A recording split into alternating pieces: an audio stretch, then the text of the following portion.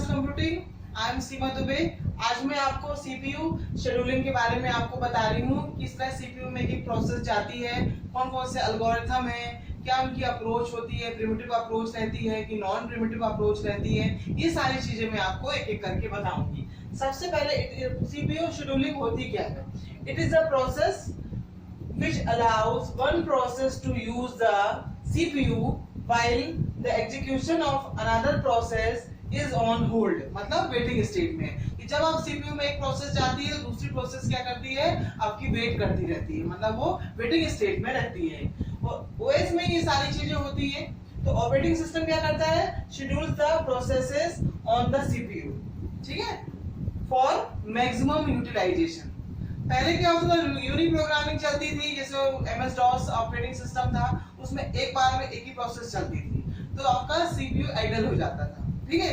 लेकिन आजकल क्या है, मल्टी प्रोग्रामिंग ऑपरेटिंग सिस्टम रहते हैं, तो हम चाह रहे हैं सीपीयू का मैक्सिमम यूटिलाइजेशन हो कि एक के बाद एक एक प्रोसेस चलती रहे, सबका उसका एक टाइम स्लॉट हो, या सबके उसका जो पहले आ रहा है प्रोसेस उसके हिसाब से आपका प्रोसेस सीपीयू का टाइम ले, ठीक है। अब आपको देखेंगे कि प्रोसेस के स्टेट क्या होते हैं, प्रोसेस के स्टेजेस क्या होते हैं। तो इसमें आपके क्या रहते हैं, 5 स्टेट रहते हैं आपके। न्यू, फिर रेडी रहता है, रनिंग, फिर उसके बाद वेट रहता है, वेटिंग, और फिर उसके बाद टर्मिनेटेड रहता है। तो वो हम डायग्राम के अकॉर्डिंग आपको समझाएंगे, ठीक है। जैसा कि आप देख रहे हैं, ये प्रोसेस स्टेट मैंने बताया आपको कि न्यू स्टेट होती है, फिर उसके बाद रेडी होती है, फिर रनिंग, वेटिंग एंड टर्मिनेटेड, ठीक है। अब आपका न्यू स्टेट में क्या होता है, जैसे प्रोसेस आपकी स्टार्ट होना है, मतलब कोई भी प्रोसेस आपकी सीपीयू के लिए जा रही है, तो प्रोसेस इज बीइंग क्रिएटेड, तो ये आपकी क्या हो जाएगी, न्यू स्टेट, ठीक है। फिर उसके बाद रेडी स्टेट में क्या हो जाएगी, जब उसको सीपीयू का टाइम मिलेगा, जिसको हम रिस्पांस टाइम मिलते हैं। The process is waiting to be assign to a processor, मतलब प्रोसेस अभी रेडी हो गई है कि सीपीयू का जो भी टाइम मिल रहा है, जो उसका टाइम एग्जीक्यूशन के लिए मिल रहा है, वो आप इसमें कर सकते हो। रनिंग क्या हो जाएगी, जब वो एग्जीक्यूट हो रही है, ठीक है। रनिंग स्टेट कब आएगी, instruction are being executed, instructions are being executed, ठीक है। फिर उसके बाद है वेटिंग स्टेट। कब होती है वेटिंग स्टेट, मान लो आप एग्जीक्यूशन के लिए तो चली गई है सीपीयू में, ठीक है, लेकिन कभी कभी आपको कुछ इनपुट देना है या कभी कभी उसका आउटपुट आ रहा है, तो उस समय क्या हो जाएगा, आपका प्रोसेस क्या हो जाएगी, वेटिंग स्टेट में चली जाएगी, ठीक है। The process is waiting for some event to occur, मतलब कुछ इनपुट आउटपुट आपका जो भी चीजें रहेंगी, वो आपका अगर आपका आ जाता है प्रोसेस एग्जीक्यूशन के बीच, तो वो आपका वेटिंग स्टेट में चला जाएगा। और जैसे ही आपका पूरा एग्जीक्यूशन पूरा कंप्लीट हो जाता है, तो आपकी सीपीयू वाली जो प्रोसेस है वो आपकी टर्मिनेट हो जाएगी। The process has finished execution. देख लीजिए आप इसको। अब मैं इसको, अब जो भी आपने प्रोसेस देखी है, इसको मैं डायग्राम के अकॉर्डिंग आपको कैसे इसका डायग्राम बनाए प्रोसेस स्टेट का, कैसे इसको एक्सप्लेन करें, वो मैं आपको बता रही हूं। जैसा कि आप देख रहे हैं, प्रोसेस स्टेट का मैंने डायग्राम बनाया है ताकि आप डायग्राम से इजीली आप इसको समझ जाओ। ये आपकी प्रोसेस की स्टेट है, ये आप प्रोसेस अभी आपके आगे ही रेडी है, ठीक है। न्यू प्रोसेस है आपकी, कुछ भी नाम दे सकते हो, P1, P2, P3, ठीक है। उसके बाद वो किस स्टेट में आई है, आपकी रेडी स्टेट में, ठीक है। उसके बाद आपका जब भी कुछ एग्जीक्यूशन उसका होगा रेडी स्टेट में, तो रनिंग स्टेट में जाएगी, ठीक है। रनिंग स्टेट में जाने के बाद अगर कुछ इनपुट आउटपुट ऑपरेशन आपको करना है, ठीक है, तो उसके लिए आप क्या करोगे, वेट करोगे, ठीक है। तो पहले आएगा न्यू में आएगा, फिर रेडी में जाएगा, फिर रनिंग में अगर कुछ इनपुट आउटपुट ऑपरेशन हो रहे हैं आपके, तो फिर आप वेटिंग स्टेट में आओगे। जैसे ही एग्जीक्यूशन आपका फिनिश्ड हो जाता है, तो आपकी स्टेट क्या हो जाएगी, टर्मिनेटेड, ठीक है। तो आपकी स्टेट क्या हो जाएगी, टर्मिनेटेड। तो इसके 5 स्टेप्स है, new, ready, running, waiting and terminated, ठीक है। जैसा कि अभी आपने देखा कि प्रोसेस स्टेट मैंने बताया था कि आपका न्यू होता है, रेडी होता है, रनिंग होता है, वेटिंग एंड टर्मिनेटेड।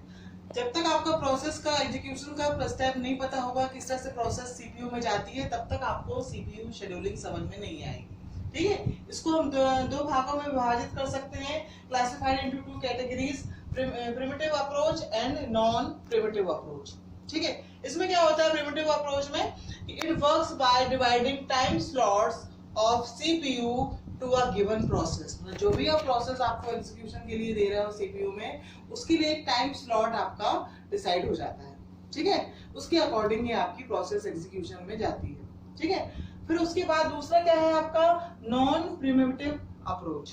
इसमें क्या होता है इस अप्रोच में, व्हेन अ प्रोसेस टर्मिनेट और a process switches from running to waiting state. मतलब जैसे एक प्रोसेस आपकी टर्मिनेट हो जाती है, फिर उसके बाद प्रोसेस क्या स्विच करती है, वेटिंग स्टेट में आ जाती है। मतलब कि दूसरी प्रोसेस अब रेडी है आपके लिए रनिंग स्टेट में जाने के लिए।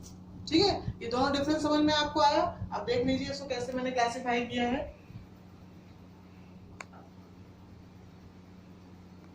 जैसे मैंने आपको बताया सीपीयू शेड्यूलिंग में एक आपका प्रिमिटिव अप्रोच होती है, एक आपका नॉन प्रिमिटिव अप्रोच होती है। अब जो भी आपका शेड्यूलिंग में हम क्या पढ़ेंगे, बहुत सारे एल्गोरिथम पढ़ेंगे, उन्हीं के अकॉर्डिंग आपको न्यूमेरिकल प्रॉब्लम को सॉल्व करना पड़ेगा।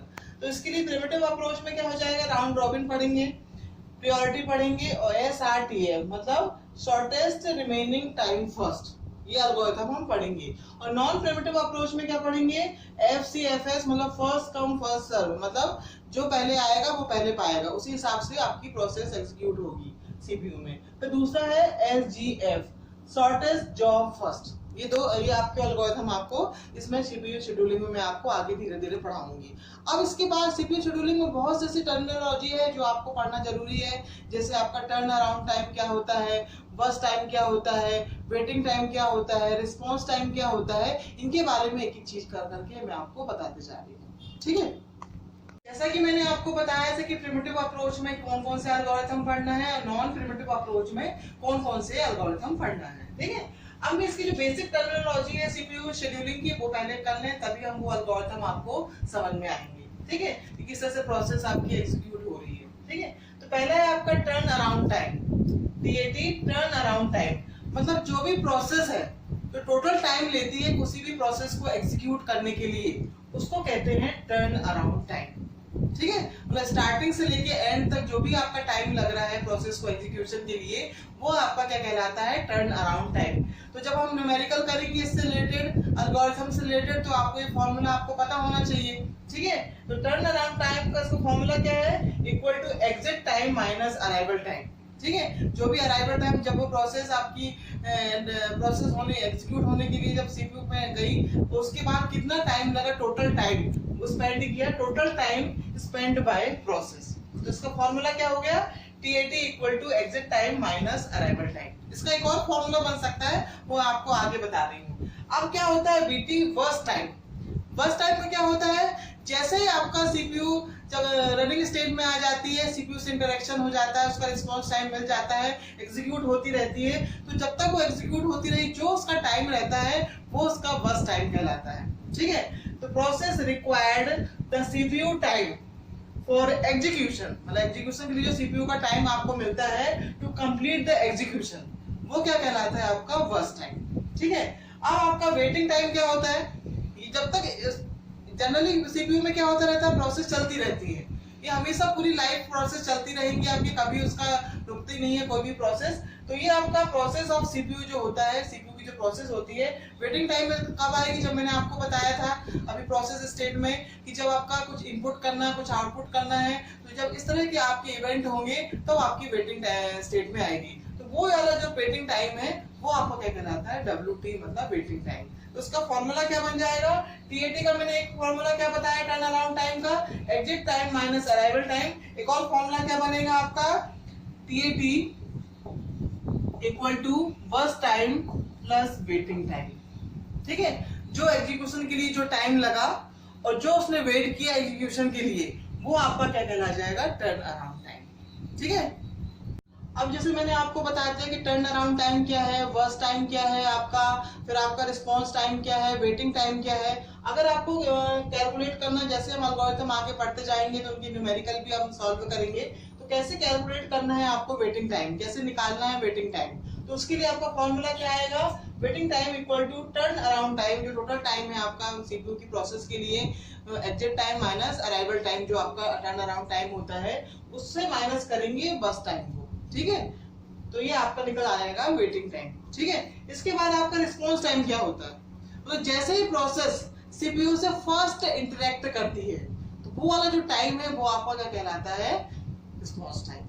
ठीक है, इसको हम डायग्राम से ऐसे समझ सकते हैं कि ये आपका रिस्पांस टाइम है, जैसे सीपीयू से आया, तो ये है आपका वेटिंग टाइम।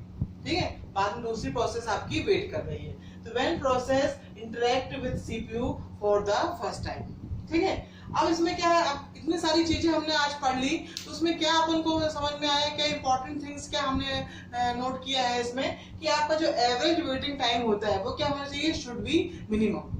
जो भी प्रोसेस आपकी हो रही है सीपीयू में, जल्दी होना चाहिए। इसमें एक्सेस टाइम आपका लगा रहा है, तो प्रोसेस में आपका एवरेज जो वेटिंग टाइम है वो आपकी मिनिमम होना चाहिए। और टोटल अराउंड टाइम, मतलब टर्न अराउंड टाइम जो आपका है, इसमें जैसा कि आप देख रहे थे कि मैंने आपको बताया कि एवरेज वेटिंग टाइम क्या होना चाहिए, मिनिमम होना चाहिए, और जो एवरेज टर्न अराउंड टाइम है वो भी मिनिमम होना चाहिए, तभी आपकी प्रोसेस अच्छे से एग्जीक्यूट होगी। और आपका जो एवरेज रिस्पांस टाइम है, मतलब जितनी यार सीपीयू से आपकी प्रोसेस इंटरेक्ट होगी वो कम टाइम में होके आपकी दूसरी प्रोसेस आपकी रेडी हो, तो उसके लिए आपका एवरेज रिस्पांस टाइम आपका होना चाहिए मिनिमम, ठीक है।